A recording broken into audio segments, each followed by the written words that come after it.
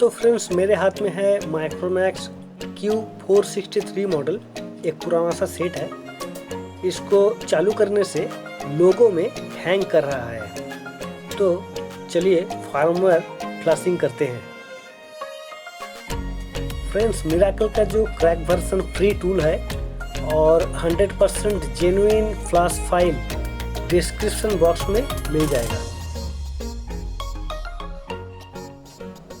friends please मेरा channel को subscribe करो, लाइक करो